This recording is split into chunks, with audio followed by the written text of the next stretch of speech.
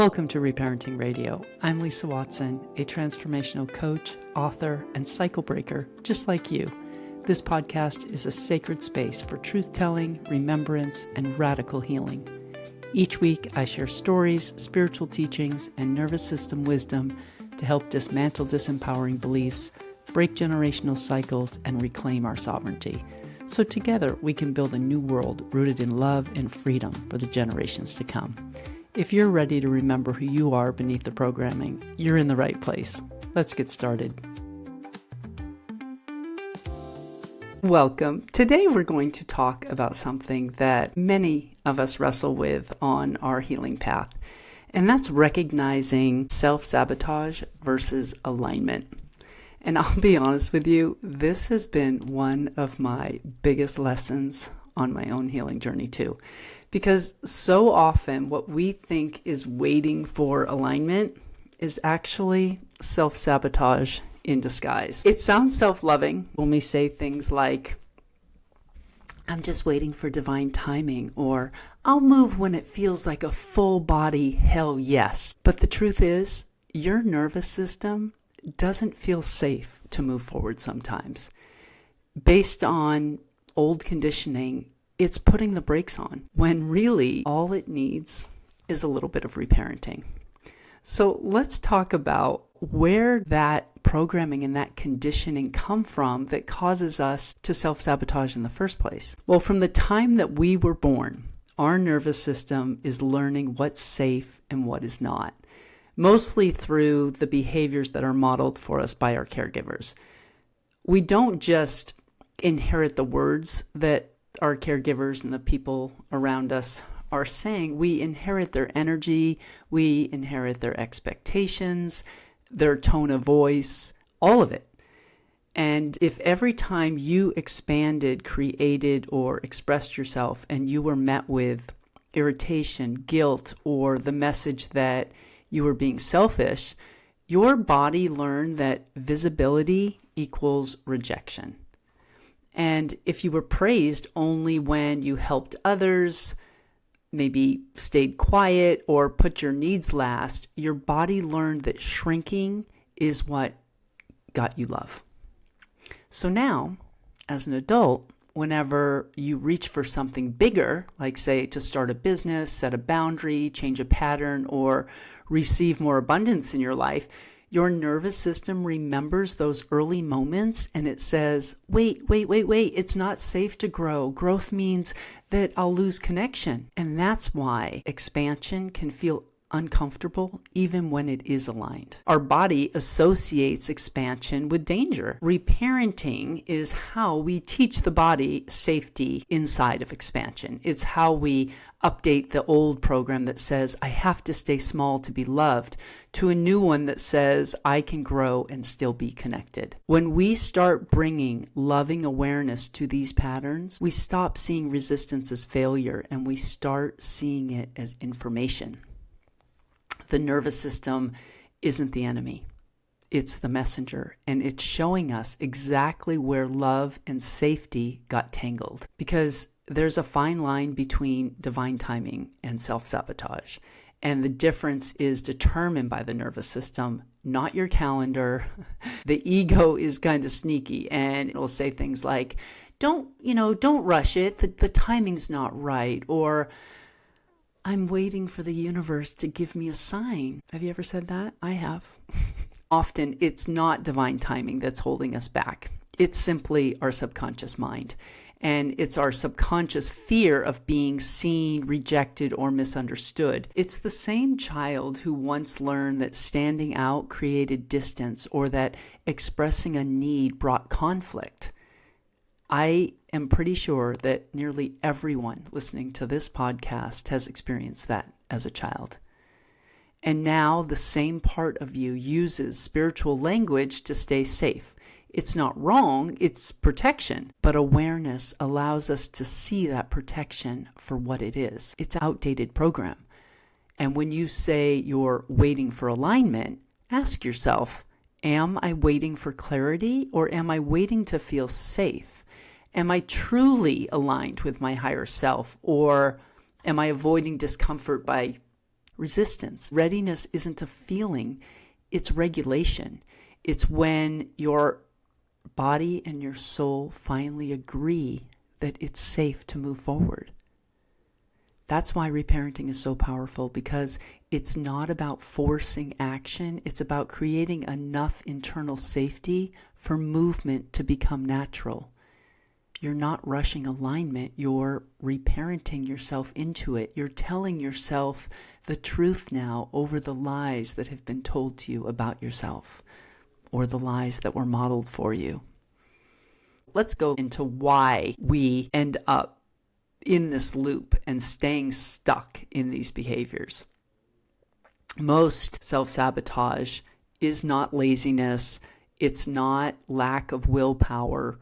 It's literally loyalty. It's your nervous system that holds these emotional contracts that you never consciously sign. And they sound something like, well, if I stay small, I'll stay loved. If I succeed, I'll outshine the people that I love. And if I'm happy, someone else might get hurt. Those beliefs were born in the earliest relationships, the ones where love felt unpredictable. Maybe when you were excited or proud, somebody rolled their eyes at you. Or maybe when you achieved something, attention turned into silence.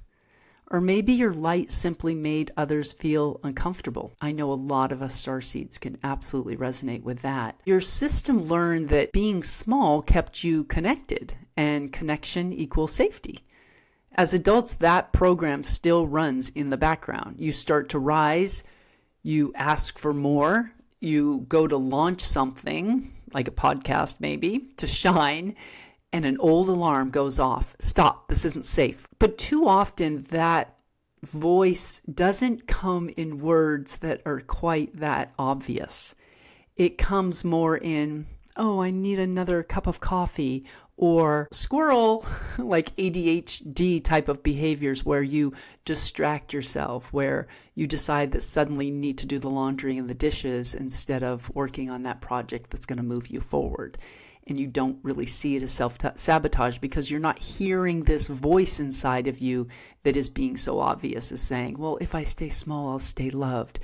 That's the voice that we're really trying to tune into when we reparent ourselves. That's the voice that we're trying to hear. We're tuning into that station. What I have found is that that voice isn't the loudest voice. It's actually the softest voice. It's layered. These thoughts that we have go down a few layers deep to where the conscious thought may be obvious. You'll hear it. But that unconscious, that subconscious thought, it's the reason why we don't notice them so much. They're running quietly in the background. And it takes true awareness, listening to your thoughts regularly, getting really good at it, like practicing meditation, practicing observing your thoughts in order to be able to hear these quiet little thoughts. Let me give you an example. When I first started this work, my husband and I went for a drive in the mountains to go see the fall colors. This was back in 2018 when I really dove into this, listening to my thoughts and working on my subconscious programming. So we're going for a drive and we're not talking a lot in the car. We're really just enjoying the drive and it's quiet and we're just watching the colors, listening to music, driving along, and I'm listening to my thoughts. And I'm looking out the window and I remember I saw something that was beautiful. I think it may have been a house or a property. And the thought popped into my mind, oh, I would really love to have that in my life. And immediately, this soft little voice came to my attention and I heard it say, yeah, but we could never have that. And that was very exciting to me when I heard that, because I found a subconscious program. I found something that was running, that was creating my reality that I wasn't actually aware of, that there was this belief that I couldn't create everything that I wanted, that I was limited somehow, that I couldn't have that. I couldn't create the abundance in order to buy something similar to that. Why not? And that is, for me, when reparenting was truly born. That seems to be like the thought that stuck out to me, where I said, oh, I'm not letting these get by me anymore. And so I don't push those types of thoughts away now. I treat them like a kid in the back of the classroom who kind of whispers something that the teacher can't quite hear, but she knows it's probably not positive. And she says, hey, you back there, what did you say? Could you stand up and share that with me? Say it louder. I want to hear what you said. So that's what I say to those little thoughts. And I'm like, what did you just say? You think you can't have that? And then we start the reparenting process. We start to teach our body, teach our inner child that love and growth and expansion can exist, and that we are capable of achieving anything that we want. That shining doesn't mean abandonment. That expanding doesn't mean leaving anyone behind. Every time you take a small aligned action, even one uncomfortable step forward, you show your inner child, see, we can grow, we can stay safe.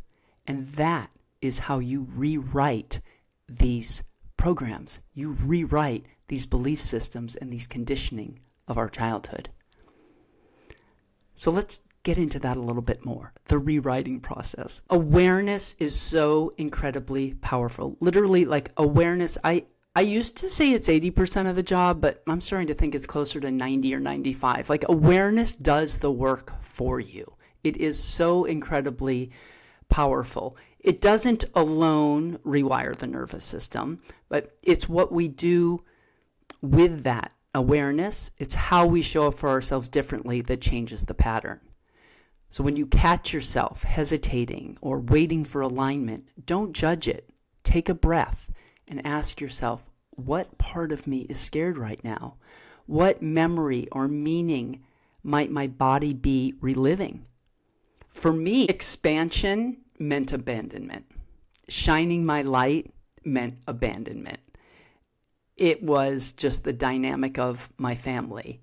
And I don't mean like literal abandonment, like I was going to be put out on the street, but emotional abandonment.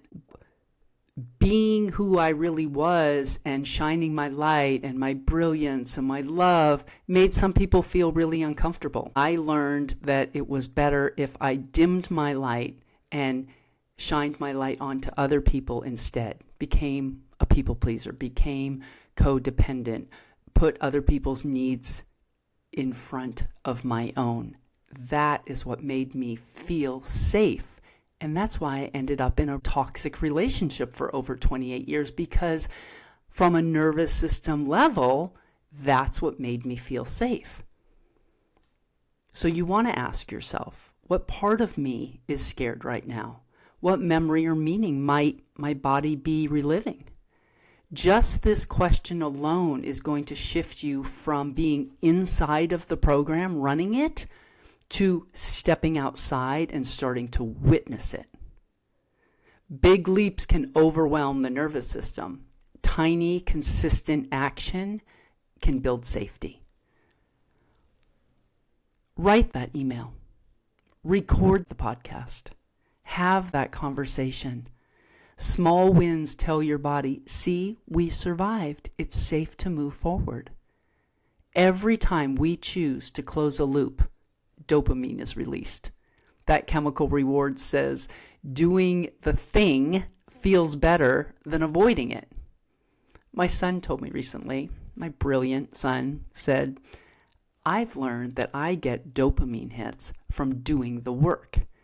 Where before he may have chose to, I don't feel like doing the work right now. I think I'll go watch TV, read a book, take a nap, I don't know, go for a run, get my dopamine in some other way, scrolling. He realized that both ways they were dopamine, that he got a dopamine hit from actually doing the work, checking it off his list, and it's not weighing him down anymore. And just that awareness and that recognition shifted everything for him, and it made it easier for him to just get his work done. So get the dopamine hit from the things that need to get done that are on your mind. It's not about perfection. It's simply about proof. You're proving to your system that moving forward equals safety. So when fear whispers, well, if I grow, I'll lose love, or just answer it out loud. I'm here. I won't leave you. You're safe to expand. And then you have to take action to prove to your inner child that you're not lying. That voice of reassurance is reparenting in action. You're becoming the stable adult presence that your younger self never had. The nervous system rewires through repetition and safety. You show up again and again with softness, no pressure, no judgment, just gentle forward motion. Each time you follow through on something that your higher self has asked you to do, you strengthen the bridge between safety and expansion. And this is what alignment really is. It's not a lightning strike of motivation. It's a regulated nervous system that trusts you enough to take the next step. Let's do a little exercise. If you're driving, you can still do this.